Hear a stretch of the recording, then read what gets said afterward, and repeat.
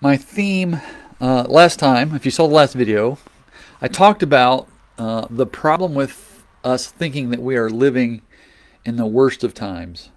I reminded us that every generation thinks that they are living in the worst of times. And today, I want to tell you why that kind of thinking is dangerous. A few weeks ago, I was looking at a neighborhood app. I don't remember the name of it, where you can inform your neighbors about garage sales, things that are going on in your neighborhood, and I don't know what else. But it seems that so often that app was used to create suspicion and fear. A lot of the times it was, watch out for this person, or these kids were on my lawn, or something like that, or watch out for these guys. And it kind of reminded me that social media makes everyone suspicious, at least this app in particular. But things like, have you seen these guys? They look suspicious. And social media has made people fearful and suspicious. I want to talk about that today. So much so that yesterday I received an email from that same app that said things like, what makes your neighborhood kind? And it starts with posts from neighbors like you and support from volunteer moderators. So people now have to volunteer to moderate what is being said on this app. They encouraged us to help by spreading kindness in our neighborhood, or if you see something, report it. If you see an unkind post or comment, report it, and local moderators will review it. And I thought, we cannot be trusted with anything, can we? But we don't give anyone the benefit of the doubt anymore. And here's the danger of what I'm talking about. When we think we live in the worst of times, we don't trust anyone. We suspect everyone and their motives. We're fearful of everyone. Am I talking to you today? I'm not saying that some people shouldn't be trusted, because we all know there are some people who shouldn't be trusted. I am saying that many, many people, and probably more people than you think, can be trusted. So here's the danger of this thinking, and you've already seen the results of it, is that Satan loves it when he can divide us and split us into political groups, split us into racial groups, gender differences, whatever it may be, social classes. He wants us to be fearful of each other. The more that we are separated and fearful and divisive, the easier it is to generate hatred and violence and abuse. You see, fear would have us hiding and running from each other, or cowering in a corner, afraid of what might happen.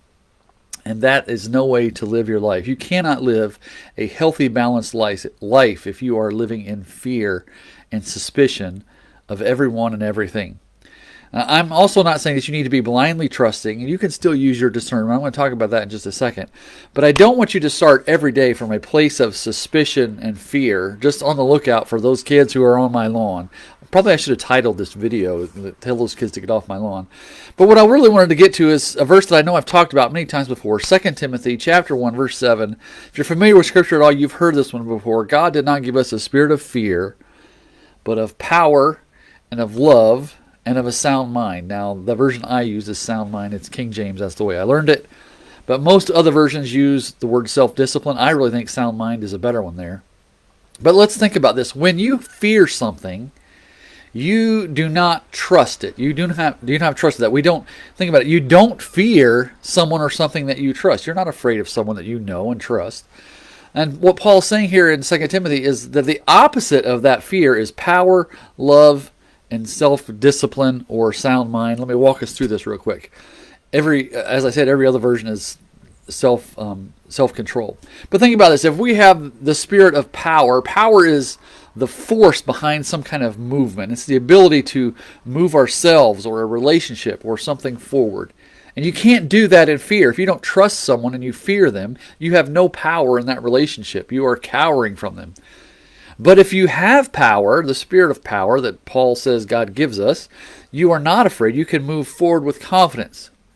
The second thing is a spirit of love. Think about how often you are compelled by love to do things that you would not otherwise do. Most of our actions with family members, the relationships, people that we care about, are motivated from love. Love is a powerful motivator, and that's what Paul says we should be acting from that spirit, compelling us to do things that we wouldn't normally do.